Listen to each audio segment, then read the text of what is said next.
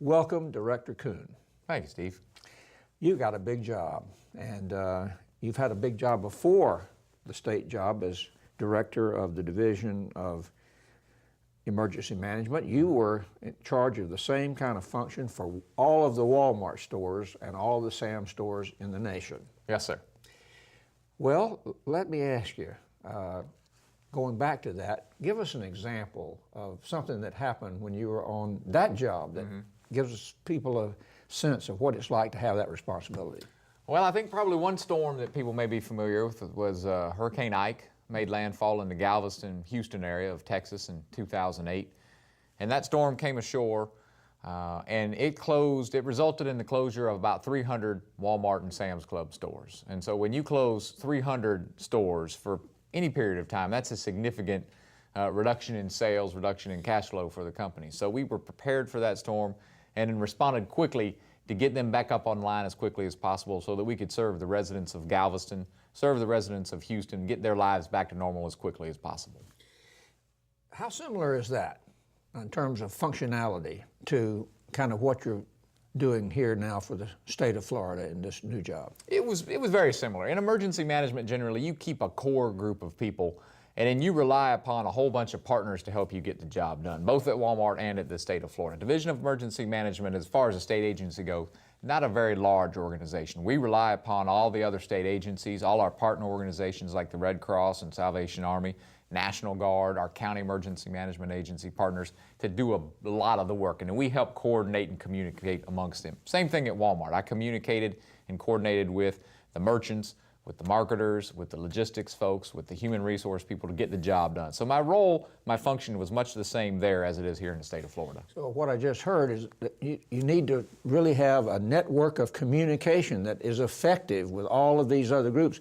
You can't be effective if, in a sense, they aren't. That's right. We have to rely upon our partners to understand, first of all, what the threat is to them and to their role within either the company or the state.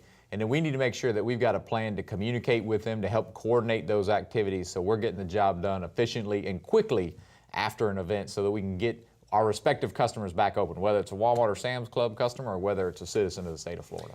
So when you came in the door into this new job, having the preparation that you had in the private sector, knowing that communication was so important, what are some of the steps you took to reach out to local emergency management people and local governments and state governments and state agencies? What did you try to do when you first came? One of the first things I did in the first year in the job, I went and visited every county in the state of Florida and visited with every emergency management agency and every emergency management director in the state because I wanted to get to know them. I wanted to understand both what their capabilities were and what any shortfalls they had were, because the state's going to be stepping in after a disaster to help make sure that they've got everything they need. So I really wanted to see firsthand what the situation looked like in the state of Florida so that as I briefed the governor on the status, I could help him understand what that situation was. And the same thing with other state agency heads, same thing with all of our partners. I just went out and spent a whole lot of time on that road that first year, getting to know everybody who was involved and helping understand exactly what their capabilities and needs were. Well, since you've been here, what's been one of the first and biggest challenges in terms of a potential disaster that faced you? Yeah.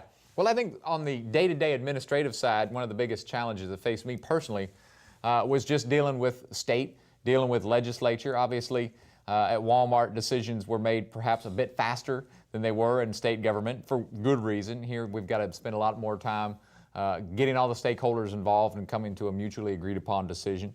But I think here in the state, as far as we deal with disasters, obviously the number one that we deal with is hurricanes. You know, that's the biggest threat to the state of Florida historically, but also understanding how the other ones fit in there. Florida is one of the most tornado-prone states in the country. Our tornadoes aren't as large and destructive as you see in the Midwest, but we do get a high number of tornadoes.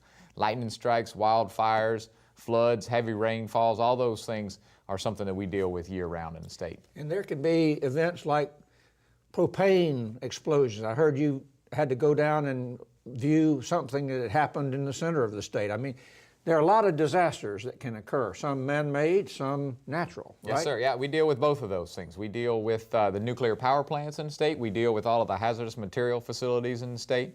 So absolutely, both natural and man-made disasters fall under our purview. Let's talk about the 2000 2013 hurricane season, which is upon us and lasts through today, all the way through to November, et cetera. What is your sense of what we might be facing in Florida? We've been lucky for the last several years, but what do you think we might be facing this year? Well, the forecast is for an above average season, and the last 3 years have actually been extremely active seasons, but the fact is all of those hurricanes curve back out into the Atlantic. So Florida, for the most part, with the exception of a few tropical storms, emerged unscathed. This year, again, forecast for an extremely active season. All the ingredients are there. We've got warm sea surface temperature, we've got prevailing atmospheric conditions that would lead towards the formation of a large number of hurricanes. Now, it's the active steering currents that determine whether they're going to hit Florida or not. So I can't tell you exactly how many of them are going to hit the state of Florida.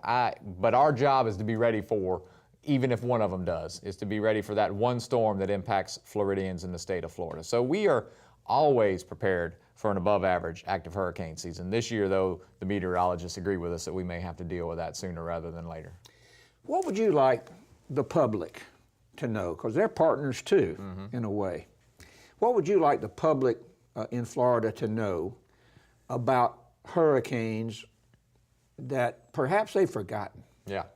Hurricanes, Floridians, for good reason, feel fairly confident when it comes to dealing with hurricanes. They've experienced more of them than anywhere else in the country. But the fact is, when you've been through a hurricane, it's not like a flu vaccine. It's not like you can just you can just go about your business and assuming that you've been through one, that you've been through them all. You have to actively prepare for hurricane season, and there are things that you can do to make sure that you and your family and your loved ones are ready for hurricane season. You can go through and review your communications plan, how it is that you're going to make sure everybody knows what you're doing. You can understand what the threats are at your particular house. How close are you to the ocean?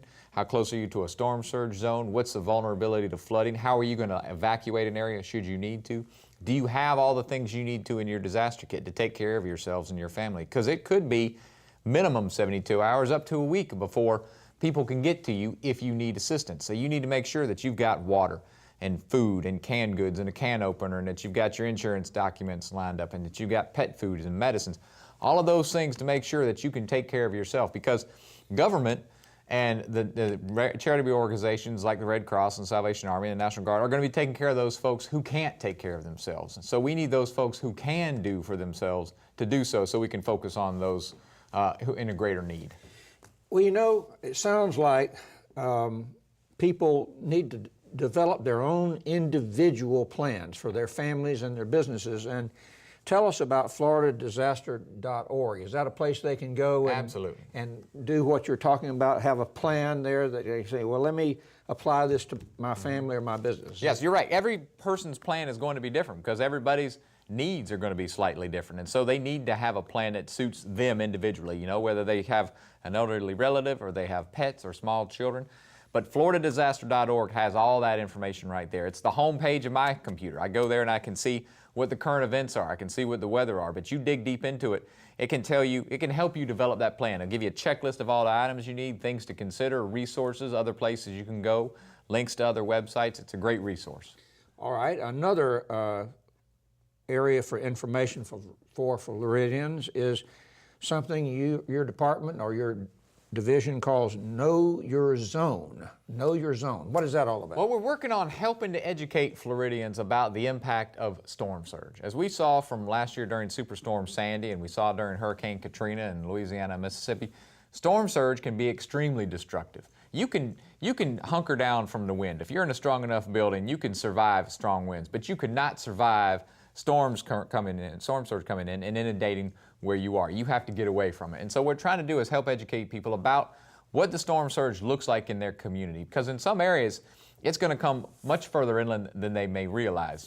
Some Floridians may think, if I can't see the ocean, I'm going to be fine. But the fact is, storm surge can come in for miles. And so we need people to go to floridadisaster.org and take a look at what the impact could be in their communities and plan accordingly. And then as we communicate real-time threats to them, they will have an idea of what it is they need to do in that situation. I experienced that myself as a landowner along the northwest coast where the eye of a hurricane went in 100 miles west, but our whole property was flooded. That's what right. you're talking about, right? That's right, yeah. The fact is hurricanes are large, very large, and the impacts are often far away from where the actual eye of the storm is. You know, earlier this year we had Tropical Storm Andrea impact Florida, and the eye of the hurricane, the tropical storm, came inland in Dixie County. But the biggest impacts happened a day later down in Miami-Dade County, where they got 12 inches of rain. And so when you're looking at a hurricane, you can't look at that forecast line. You have to be aware that you're going to have widespread impacts, either from rainfall or from storm surge, as you experienced. Well, I'm looking at a very nice looking logo on your shirt. Yes, sir. Tell us about that. State Emergency Response Team is what we refer to ourselves as in the Emergency Operations Center. And again, it references the fact that this is a team effort. It requires not only the Division of Emergency Management, all the state agencies, DOT and Children and Families, and all the different ones involved, the National Guard, the federal military, the federal folks at FEMA, our county emergency management partners, Red Cross, Salvation Army. All of those different organizations have to come together to work to achieve the outcome we need to after a hurricane or other natural or man-made disasters. And so we reference ourselves as the CERT team, the State Emergency Response Team, because it's those groups coming together to work on a common goal that make us successful. Got just a few seconds left. There's some encouraging work being done at the federal level that we were talking about before the show started. They're trying to expedite some of their processes so that we're not dealing with hurricanes and other disasters for years on end. We're trying to get that money to local governments much more quickly so they can rebuild their communities, get back to normal as quickly as possible so citizens can move on with their lives. Thank you so much. Thank you, Steve.